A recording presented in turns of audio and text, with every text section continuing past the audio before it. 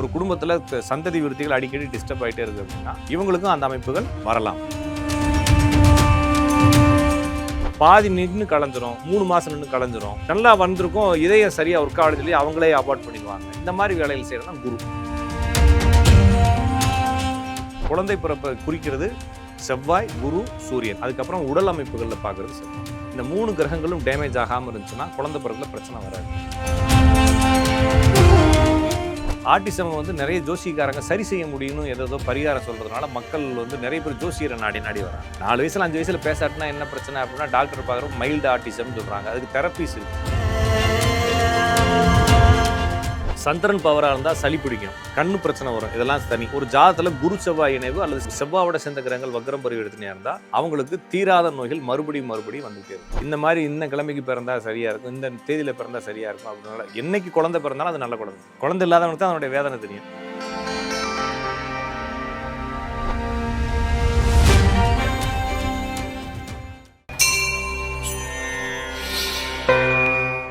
பிரவோக் பக்தி நேயர்களுக்கு வணக்கம். இன்று நம்முடன் ராஜநாடிகா பார்த்திபன் அவர்கள் இணைந்துள்ளார். வணக்கம் ஐயா. வணக்கங்க. நேரில் நினைப்போம் ஐயா. இப்போ நம்ம குழந்தை பாக்கியம் இதை பற்றி பார்க்கலாம் ஐயா. சில பேருக்கு 10-15 வருஷம், சில பேர் 60 வயசுல கூட குழந்தை பெற்றிருக்காங்க. இதுக்கெல்லாம் என்ன கிரக சேர்க்கை காரணமாக இருக்கும்? இது மெயினாக குழந்தையை குறிக்கக்கூடிய கிரகங்கள் ஜோசியத்தில் 2 தான். பாவகங்கள்னு பார்க்குறப்ப 5, 9 இது மாதிரி 2-3 பாவகங்கள் இருக்குது. நம்ம அதை எடுத்துக்க தேவையில்லை. அப்படியே எடுத்துக்கிட்டாலும் காலபுருஷ தத்துவம்னு சொல்கிறாங்க. காலபுருஷ தத்துவம்னா இந்த ஜோசியத்தினுடைய அடிப்படை மேசராசியை லக்னமாக வைத்து ஆரம்பிச்சிருக்குன்னு சொல்கிறாங்க. மேசராசி லக்னமாக வச்சோம்னா 5ஆம் இடம் என்ற பூர்வ புண்ணிய ஸ்தானத்தினுடைய அதிபதி சூரியன், 9ஆம் என்ற பாக்கியஸ்தானத்தின் அதிபதி குரு. அதுலேயும் பார்த்தீங்கன்னா சூரியனும் குருவும் தான் குழந்தை பேர் சந்ததி விருத்திகளை குறிப்பிடுது. அப்போ இந்த 3 தான் ரொம்ப மெயினான விஷயம். இந்த 2 தான். அடுத்து 3ஆவது கிரகமாக செவ்வாய் இருக்குது. செவ்வாய் என்பது என்னன்னா நம்மளுடைய அந்த அணுக்களினுடைய ஓட்டம், அதை கொண்டு போய் சேர்க்கறது, இந்த கேரியர்னு சொல்கிறோம் இல்லைங்களா, இந்த தன்மை. ஒருவேளை பெண்களாக இருந்தால் அந்த கருமுட்டையினுடைய ஓட்டம், கருமுட்டை டேமேஜ் ஆகாமல் வெளியே வருது, கருமுட்டை ரப்சர் ஆகுறது, ப்ராப்பர் டேட்டில் கருமுட்டை ரப்சர் ஆகுறது, வரக்கூடிய அணுவை கேட்ச் பண்ணுறது, அது சரியான குரோத் இருக்கிறது, அந்த குரோத்தை தடை செய்யாத அளவுக்கு உடல்நல கோளாறுகள் இல்லாமல் இருக்கிறதுல குறிப்பிடுறது செவ்வாய். அப்போ குரு சூரியன் டைரெக்டாகவே குழந்தை பிறப்பை ஹேண்டில் பண்ணுறது, செவ்வாய் என்பது அதுக்கு சப்போர்ட்டிவாக இருக்கக்கூடிய உடல் அமைப்பை ஹேண்டில் பண்ணுறது. அப்போ இந்த 3ல் எது கட்டிருந்தாலும் அவங்களுக்கு குழந்தை பிறப்பு தாமதமாகும். இதுக்கு முன்னால் இந்த சூரியனும் சந்திரனும் இணைவு, சூரியனுக்கு 1:7 சந்திரன் இருந்தால் அவங்களுக்கு குழந்தை பிறக்கிறது கொஞ்சம் டிலே ஆகும். அவங்க அம்மாவுக்கும் டிலே ஆகிருக்கும், அவங்க பாட்டிக்கும் டிலே ஆகிருக்கும். இது சந்ததி சந்தையாக டிலே ஆகும். குழந்தை இல்லாமல் போகும்னு சொல்ல முடியாது. இந்த சூரிய சந்திரன் இணைவு இருந்தால் கொஞ்சம் தாமதமாகும். ஓகேங்களா? அப்போ யாருக்கு இதை ஈஸியாக புரிஞ்சுக்கணும் அப்படின்னா சூரியன் சந்திரன் இணைவு யாருக்கு முடியாது, அவங்களுடைய குழந்தைகளுக்கு மகரம், கடகம், விருச்சகம், ரிஷபம் இந்த ராசி இருக்கிறவங்களுடைய குடும்பத்தில் பார்த்தீங்கன்னா குழந்தை பிறகுல 1 வருஷம், 1.5 வருஷம், 2 வருஷம் டிலே நிறைய பேருக்கு இருக்கும். இந்த டிலே இருந்துச்சுன்னா நீங்கள் டாக்டர் அட்வைஸ் எடுத்துக்கலாம், தப்பு ஒன்றும் இல்லை. இதே ஜாதகத்தில் குரு வக்கரமாகவோ பரிவர்த்தனையாகவோ இந்த மாதிரி அமைப்பு இருந்தால் அவங்களுக்கு நின்று மிஸ்கரேஜ் ஆகிட்டே இருக்கும். நிறைய பேருக்கு அபார்ட் ஆகிறவங்களுடைய ஜாதகத்தில் ஃபுல்லாக பார்த்தீங்கன்னா குரு டேமேஜ் ஆகிருக்கும். அதனால தான் அந்த ஹேமான்ற பேர், தங்கராஜ் இந்த மாதிரி பேர், அப்புறம் பார் உலகநாயகன், லோகநாயகி, அப்புறமா லோகேஸ்வரி, அப்புறமா பூமிநாதன், பார்கவி, பார்வதி, இந்த மாதிரி பார், உலகம், பூமி, இந்த மாதிரி உலகத்தினுடைய பூமியினுடைய பேர் இருக்குங்களா இவங்களுக்கு, இந்த மாதிரி பேர் இருக்கவங்களுக்குலாம் அடிக்கடி கருக்கலைதல் பிரச்சனைகள் ஏற்படும். ஓகேங்களா? அப்போ இந்த மாதிரி இந்த மாதிரி குருவனுடைய தன்மை கருக்கலைதல், மிஸ்கேரேஜ், அடிக்கடி பாதி நின்று கலைஞ்சிரும், 3 மாதம் நின்று கலைஞ்சிரும், நல்லா வந்திருக்கும், இதயம் சரியாக ஒர்க் ஆகுதுன்னு சொல்லி அவங்களே அபார்ட் பண்ணிடுவாங்க. இந்த மாதிரி வேலைகள் செய்யறதுலாம் குரு. சூரியன் என்பது உற்பத்தி ஆவதில் தடை இருக்கும். அப்போ சூரியன் பவராக இருக்குது, சூரியன் ஆட்சி உச்ச நீசம் பெற்றிருக்குது, அல்லது ஒரு மாதத்தினுடைய முதல் 2 தேதி, இறுதி 2 தேதி பிறந்தவங்களுக்கு திடீர்னு அந்த சந்ததி விருத்திக்கான அந்த அந்த உடல் அமைப்புல உற்பத்தியிலே பிரச்சனை இருக்கும்.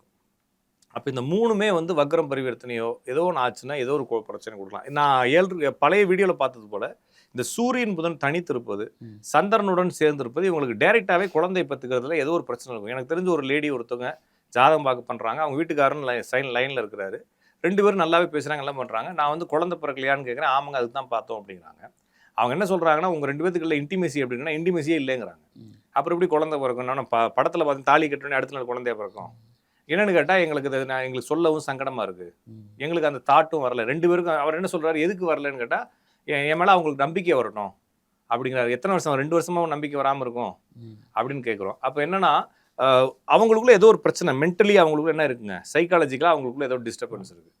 முதல்ல சைக்காலஜிக்கலாக கொடுக்கும். நிறைய பேருக்கு வந்து நிறைய பேருக்கு அந்த வீரியத்தன்மையே இல்லாமல் ஆக்கிரும். நிறைய பேருக்கு இந்த செவ்வாய் டேமேஜ் ஆகும் இல்லைங்களா, செவ்வாய் வக்ரமாக இருக்கலாம், செவ்வாய் 4 மூலையில் எங்கேயாச்சும் இருக்கலாம். இது எனக்கு இல்லை உனக்கு இல்லைன்னு சொல்லலாம். ஆனால் வந்து நிறைய பேருக்கு வீரியம் இருக்கும், எல்லாமே இருக்கும், ஆனால் அவங்களுக்கு கவுண்ட் கம்மியாக இருக்கும். நிறைய பேருக்கு கவுண்ட் கரெக்டாக இருக்கும், எல்லாம் இருக்கும், நீந்தி செல்லணும் இல்லைங்களா, அது நீந்தி செல்லக்கூடிய அது மோட்டாலிட்டின்னு சொல்கிறாங்க, அந்த தன்மை கம்மியாக இருக்கும். நிறைய பேருக்கு எல்லாமே சரியாக இருக்கும். இந்த செவ்வாய் பவராக இருக்கவங்களுக்கு பார்டரில் சுகரும் பார்டரில் தைராய்டும் இருக்கும். அப்போ நான் சொல்லக்கூடிய இந்த செவ்வாய் 4 மூலையில் இருக்குது, எனக்கு 4 மூலையில் இருக்குது, நான் எனக்கு 5 பிள்ளைலாம் சொல்லக்கூடாது. நான் சொல்கிறது அது பார்டரில் நிற்கும். ஒருவேளை வரக்கூடிய அந்த பெண்ணுக்கு வந்து ரொம்ப நல்ல பவராக இருக்காங்கன்னா கப்புக்குன்னு பிச்சுக்கும். 2 பேருக்குமே செவ்வாய் பிரச்சனையாக இருக்குன்னா இல்லைங்களா, இவருக்கும் பார்டரில் சுகர் இருக்கும், அவங்களுக்கும் பார்டரில் தைராய்டு இருக்கும், நின்று கலைஞ்சிக்கிட்டே இருக்கும்.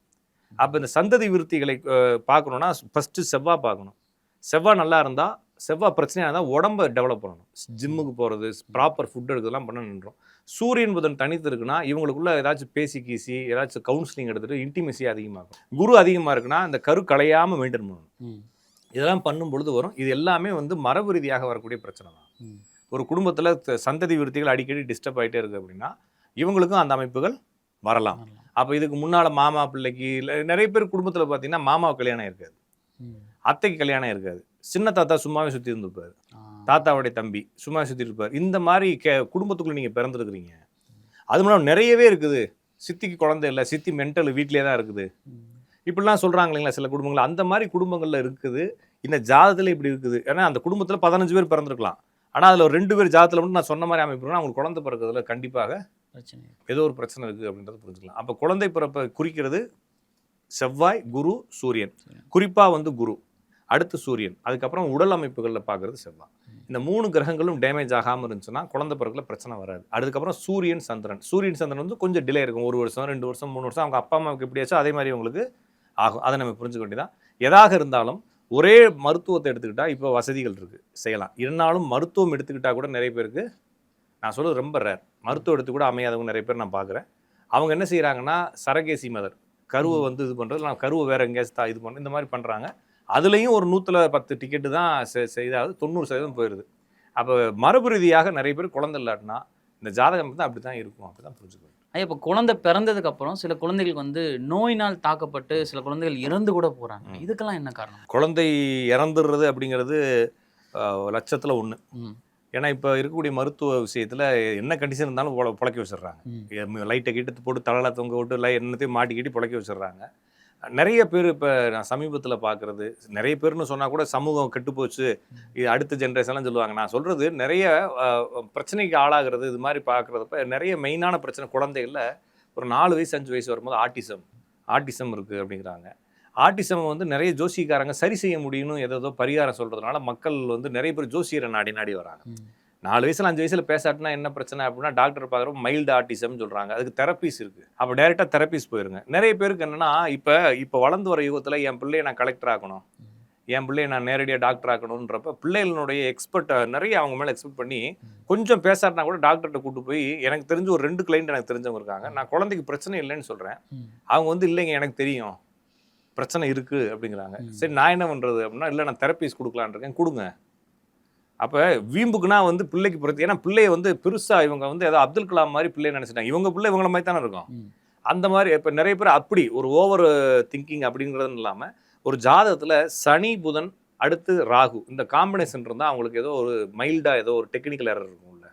அதுக்கப்புறம் சந்திரன் ராகு, அப்புறமா வந்து சனிக்கு அது இந்த அமைப்பு இருந்தாலும் அவங்களுக்கு ஏதோ ஒரு உடம்புக்குள்ள பிரச்சனைக்குன்னு அர்த்தம்.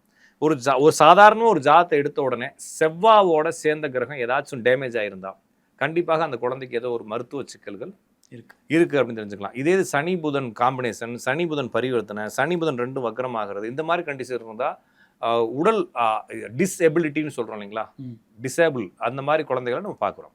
அப்போ இதெல்லாம் வந்து பார்த்துக்கிட்டு உடனே நீங்கள் தப்பாக புரிஞ்சுக்கூடாது. அதே மாதிரி டிசேபிள் அப்படிங்கிறதும் மரபு தான், ஓகேங்களா. பேசாமல் போகிறது, கேட்காமல் போகிறது, நடக்க முடியாமல் போகிறது, கை காலில் ஏதாச்சும் குறையோடுறது, இது எல்லாமே மரபுகள் தான். அப்போ மரபுகளில் இதுக்கு முன்னால் ஏதாச்சும் இருந்திருந்தால் நீங்கள் ப்ராப்பராக டாக்டர்கிட்ட செக் பண்ணி எல்லாமே இப்போ எல்லாத்தையும் கருவில் கண்டுபிடிச்சிட்றாங்கன்னு சொன்னால் கூட இருந்தாலும் விதி என்ன பண்ணுது, சில டிசாபிளாக பிறக்க வைக்க தான் செய்யுது. ஆனால் ஃபஸ்ட்டு இருந்ததுக்கான மருத்துவ அமைப்புகளில் கொஞ்சம் குறைஞ்சிருக்கு.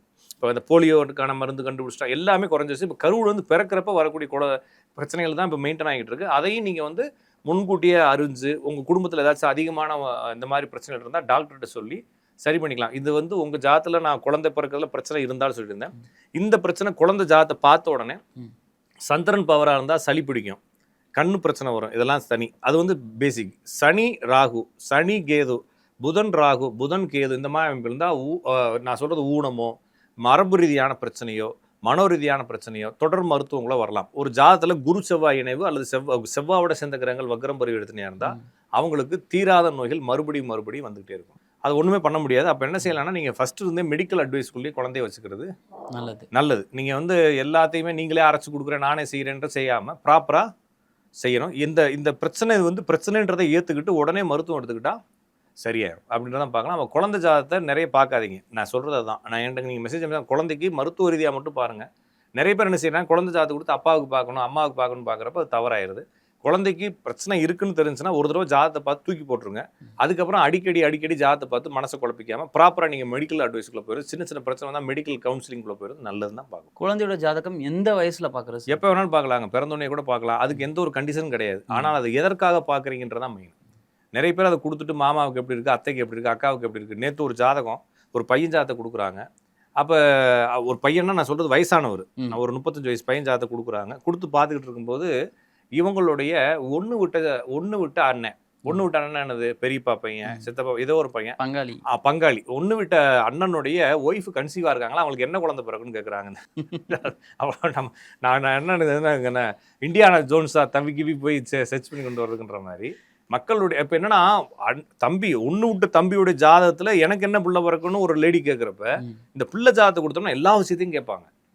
அப்போ என்னன்னா, ஒரு வேளை நான் கண்டுபிடிச்சி இவங்க அப்பாவுக்கு பிரச்சனைன்னு சொல்லிட்டேன்னா இந்த பிள்ளைனால தான் பிரச்சனை வந்துச்சுன்னு புரிஞ்சுக்குவாங்க.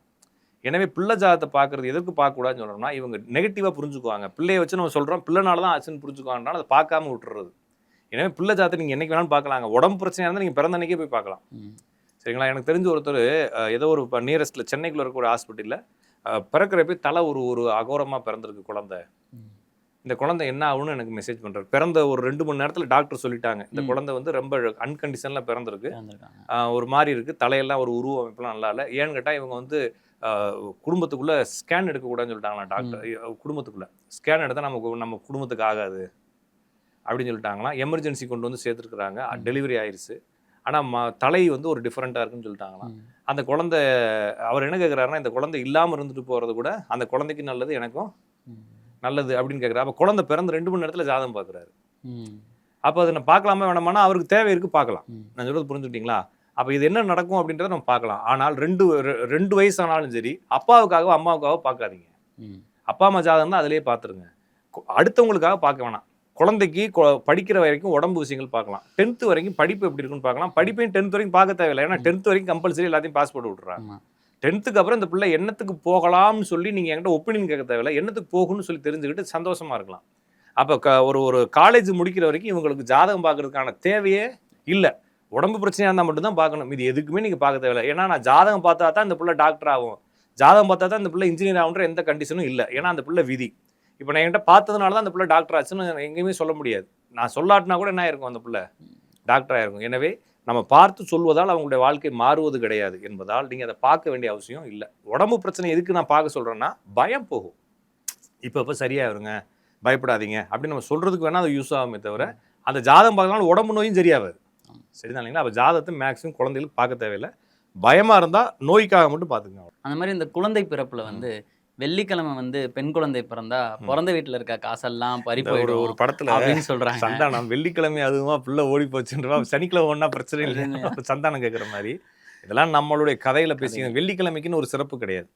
எல்லா நாளும் சிறப்பான நாள் தான். வெள்ளிக்கிழமை ஏன் வருதுன்னா, அன்று வெள்ளி ஓரையில அந்த கிழமை பிறந்ததுனால வெள்ளிக்கிழமைன்னு சொல்றாங்க தவிர வெள்ளிக்கும் அந்த கிழமைக்கும் சம்பந்தம் கிடையாது. சுக்கிரனுக்கும் அந்த கிழமைக்கு சம்பந்தம் கிடையாது. இவங்களா வந்து காலத்தினுடைய கணிதங்களை வச்சுக்கிட்டு அப்போ 8ஆம் தேதி பிறந்தவங்க 9ஆம் தேதி பிறந்தவங்க பேசுறாங்க இல்லைங்களா? பிறந்த தேதி இப்போ என்னன்னா, கிரிகோரியன் காலண்டர்னு ஒன்று இருக்கு, நம்ம பயன்படுத்துறோம் இல்லைங்களா? கிரிகோரியன் காலண்டர் இது ஒரு 700 ஆண்டுகளுக்கு முன்னால ஏதோ ஒரு பழைய காலண்டருக்கு இதுக்கு மேட்ச் ஆகலன்னு சொல்லிட்டு என்ன பண்ணாங்கன்னா, ஒரு கவுன்சில் ஆரம்பிச்சு உட்கார வச்சு உலகம் ஃபுல்லாக பேசி இன்னிலேருந்து 7 நாளை கழிச்சுக்கோன்னு சொல்லி பேசிக்கிறாங்க. நான் சொல்லி புரிஞ்சுக்கிறேன். 7 நாளை கழிச்சிடறாங்க. ஒரு வாரத்தையே கழிச்சு, ஆமா, ஒரு வாரத்தை கழிச்சாதான் அந்த தேதி அந்த கிழமை சரியா வரும் அப்படின்னு சொல்லிட்டு கழிச்சிடறாங்க. அப்ப நம்ம பாத்துக்கிட்டு இருக்க தேதிலாம் 7 நாள் மைனஸ் ஆன தேதி. இப்ப எந்த தேதியை நான் வந்து என்னுடைய ராசியை எடுத்துக்கிறது? அப்படி அதுக்கப்புறமா என்ன பண்ணாங்கன்னா இன்னொரு 40 வருஷம் கழிச்சு தேதி டேலி ஆயிடுச்சு, கிழமை டேலியான்னு சொல்லி 40 நாள் கழிச்சாங்க. அப்போ இப்போ நீங்கள் பார்த்துக்கக்கூடிய இங்கிலீஷ் காலண்டர்லாம் 47 நாள் எரரில் பண்ணியிருக்கிறாங்க. அப்போ நீங்கள் இதில் என்னத்தை நீங்கள் உங்களுக்கு கணக்கு வெள்ளிக்கிழமைன்றது எதை கணக்கு வைப்பீங்க? இந்த மாதிரி நிறைய குழப்பங்கள் இருக்கு. இந்த மாதிரி இந்த கிழமைக்கு பிறந்தா சரியாக இருக்கும், இந்த தேதியில் பிறந்தா சரியாக இருக்கும் அப்படின்னால என்னைக்கு குழந்தை பிறந்தாலும் அது நல்ல குழந்தை தான் இல்லைங்களா? குழந்தை இல்லாதவனுக்கு தான் அதனுடைய வேதனை தெரியும். அப்போ என்னைக்கு பிறந்தாலும் குழந்தை தெய்வம் தான். நம்ம வீட்டுக்கு ஒரு வாரிசு வந்திருக்குன்னு சந்தோஷப்படணுமே தவிர பிறந்த குழந்தைங்கிறது இறைவன் கொடுத்த வரம். அதை பிடிச்சி பல்ல பிடிச்சி பார்க்குறதுன்றது செஞ்சால் வீணாக போயிடும் வாழ்க்கை. எனவே குழந்தை பிறகுறது சந்தோஷம். எத்தனையோ பேர் நான் டெய்லி பார்க்குறேன், வேதனைப்படுறாங்க. காசு எவ்வளோ இருக்குது சார், என்னென்னமோ ட்ரீட்மெண்ட்லாம் பார்க்குறோம் சார், நிற்கவே இல்லை. இப்போ என்ன செய்ய வேண்டியிருக்குன்னா நிறைய பேர் இப்போ இந்த சென்டர்ஸ் இருக்கு இல்லைங்களா, செமனை வந்து நாங்கள் டோனர்கிட்ட வாங்க போகிறோம், உங்கள் வீட்டுக்காரருக்கு அதுக்கான தகுதியே இல்லை, ஆனால் அவருக்கு வீரியம் இருக்குது, எல்லாம் இருக்குது, உடல் சேர்க்கைகள் அதுலனா எந்த குறையும் இல்லை, அவருக்கு கவுண்டிங் இல்லை, இல்லைன்னா கவுண்டிங் இருந்தால் அதில் ஏதோ குறையான ஒரு அணு இருக்குது. அப்போ அவங்க என்ன செய்கிறாங்கன்னா வீட்டுக்காரர்கிட்ட பேசி இல்லைன்னா குடும்பத்தில் பேசிட்டு வேறு டோனர்ட்டை தான் வாங்க போகிறோன்றப்ப நிறைய பேர் என்ன சொல்கிறாங்கன்னா வீட்டுக்காரருக்கு தெரிய வேணாம். இது மாதிரி நிறைய பிரச்சனை. அதனால தான் இப்போ நிறைய ஃபெர்டிலிட்டி சென்டரில் பிரச்சனை ஆகிட்டு இருக்கு. டிஎன்ஏ டெஸ்ட் பண்ணி பார்த்தா 2 பேருக்கும் சம்மந்தம் இல்லாமல் குழந்தை இருக்குது. அப்போ இதெல்லாம் என்னன்னா இது மாதிரி அதிகமானது. இதை வந்து தப்பா ரைட்டான்னு பார்க்குறப்ப தப்பு ரைட்டு எதுவும் இல்லை. குழந்தை இருக்குது, சந்தோஷமா நிம்மதியாக வாழ்ந்துட்டு போக வேண்டியதான். தத்து பிள்ளை எடுக்கிறதுக்கு இது பரவாயில்ல, அப்படிதான் நம்ம நினச்சிட்டு போக வேண்டியிருக்கே தவிர இது வந்து குழந்தை இல்லாதவங்களுக்கு தான் அதனுடைய வேதனை தெரியும். எனவே பெத்த பிள்ளையை வச்சுக்கிட்டு இப்போ எப்போ பார்த்தாலும் பிதிக்கி பார்த்துக்கிட்டு இருந்தால் எதுவும் நிம்மதி இருக்காதுன்ற மாதிரி ஜாதகம் பார்க்குறது இது மாதிரி விஷயங்கள்லாம் குழந்தைக்கு உடம்பு சரியில்லைன்னா பாருங்கள், மீதெல்லாம் உங்கள் ஜாதகம் மட்டும் பாருங்கள். குழந்தைய நீங்கள் மறுபடியும் போட்டு டெஸ்ட் பண்ண தேவையில்லை தான் பாருங்கள். குழந்தை பிறப்பை பற்றி ரொம்ப அருமையாக சொன்னீங்க. நன்றி. நன்றி, வணக்கம்.